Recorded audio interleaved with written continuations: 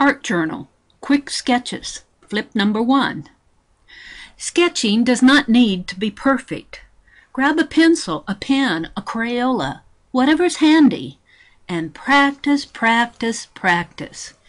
You do not need to be concerned about perfection in your art journal. You're not snapping pictures, you're sketching. And you are training your hand to record what your eye is seeing. You are interpreting. Well, sort of, depending on the subject of your page. And the more sketching you do, the better you become, and the more fun you have. Do not give up on a bad sketch. Leave it as a record so that you can see how far you've advanced at a later date. This video is a flip through, yes, of yet another new art journal. Quick Sketches, flip number 1. I just have a short flip through that I'd like to show you today. I'm going to keep this really short. This is a sketchbook that I got again at the thrift. You can see I need to pull the label off a little bit more, but I bought it at the thrift. And when I started out with it last summer, I think you may have seen some of the things in here. I just started scribbling in it. I thought I would write quotes in it or write my thoughts in it. And so I just started doing some scribbles. And I think sometimes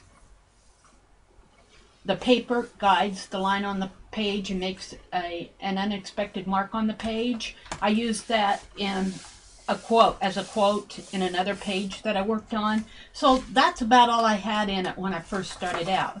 Oh, and then I did a 2-inch square. Then what I did is I had bought some pens, and I was playing with a new pen set that I had, and I thought I would play with some Zentangle patterns. And these are just me experimenting. And so I have in the back of this book several pages of these.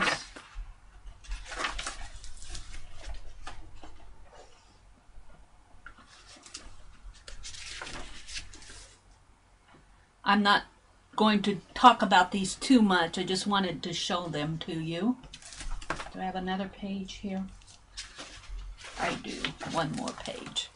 So that's what I've been doing in the back. But then I flipped this book over, and after these initial scribbles, which I might tear these pages out, but I might just leave them.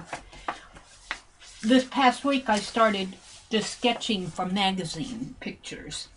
And I do not sketch animals a lot, but I like this cat because it was a close-up picture of the cat, and I wanted to work on the eyes and the nose and kind of work on the ears, and then it had a paw coming down here. These are fast sketches. I'm not going to show you the picture that I sketched them from, because that's not the point for me. The point for me is not to have the cat look like the cat in the picture. The point for me is to learn how to draw eyes that slant this way, how to get the nose in relation to the eyes without gritting it out. This is not meant to be a photographic picture. This is meant to be a fast sketch. And I sit on my couch while watching TV and do these. And the same thing with these ladies. These are ladies from a magazine. And I'm working on my open mouths, and this is not a good one. I need to work on that. It's one thing that I'm working on. I kind of gave up on her. I like everything except for her mouth. But that's one thing I'm just working on. This one I'm much happier with. This lady was facing this way, and then she turned her head, so you get the angle of her head facing me, or facing off this way, and the back, her back. And I just liked that entire position of the head. I'm very happy with this one. And here's another one.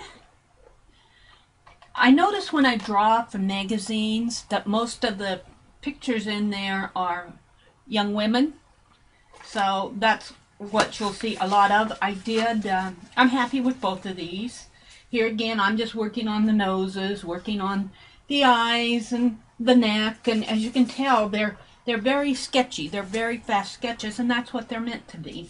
I I've gone to the Archivers liquidation sale, and they're now, this week, 75% off on all their things. And they just had an assortment of markers at the counter when I was checking out.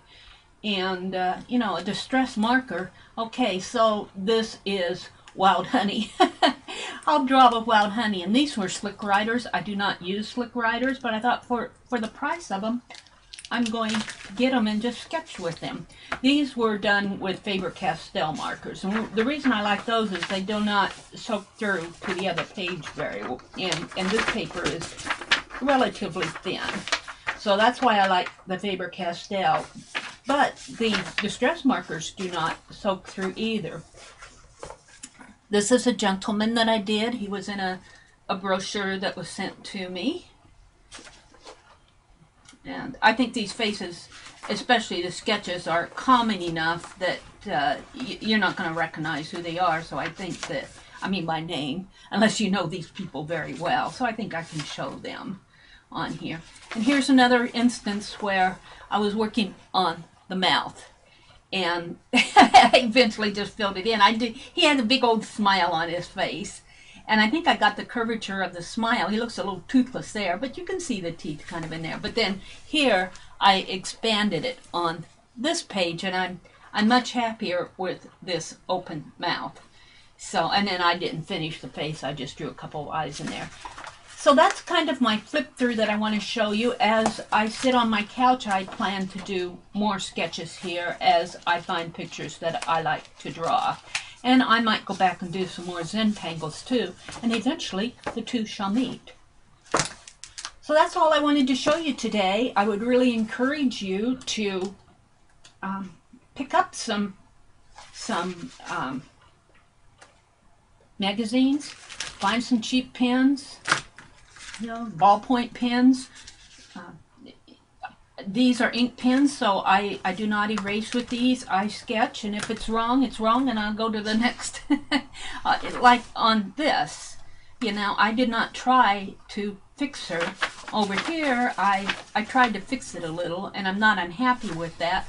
But if it's wrong, just go to the next one. This is a sketchbook. This is an art journal. These are not meant to be final masterpieces. And the important thing is that it is practice. Practice, practice, practice. And it's fun. So I would just encourage you to pick up some ink pens, find a cheap art journal, and do some sketching.